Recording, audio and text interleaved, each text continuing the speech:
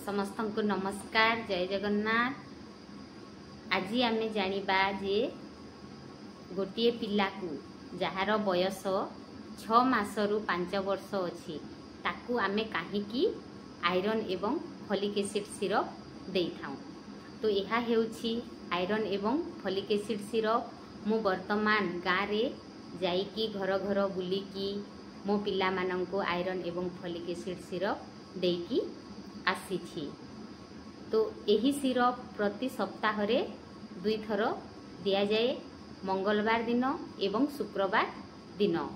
गोटे सिरप 6 मास पर्यंत दिया जाए।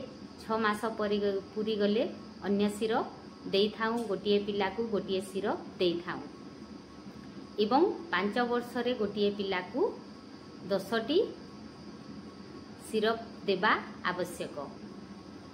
किंतु आमे काहीकि गोटे पिला को आयरन एवं फॉलिक एसिड सिरप देबा आवश्यक।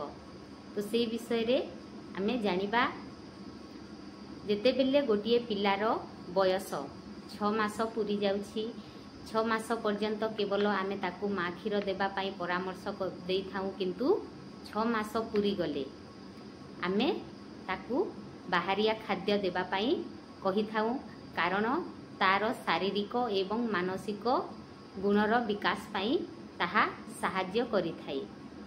तो आमे जदि 6 मास परे पिला को आयरन एवं फॉलिक एसिड सिरप देबा ताहेले आयरन शरीरर रक्तहीनता को दूर करिवो एवं फॉलिक एसिड सिरप पिलार बुद्धिर विकास करिवो। तेणु करी आमे पिला को आयरन एवं फॉलिक एसिड सिरप देबा आवश्यक।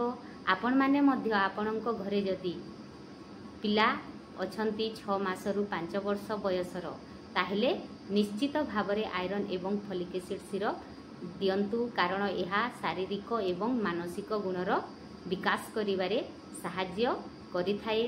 पिला को 5 वर्ष पूरी गले आउ एही सिरप रो आवश्यकता पड़िबो नाही, कारण 5 वर्ष पर्यंत ही पिलार शारीरिक एवं मानसिक गुणर विकास होई थाए।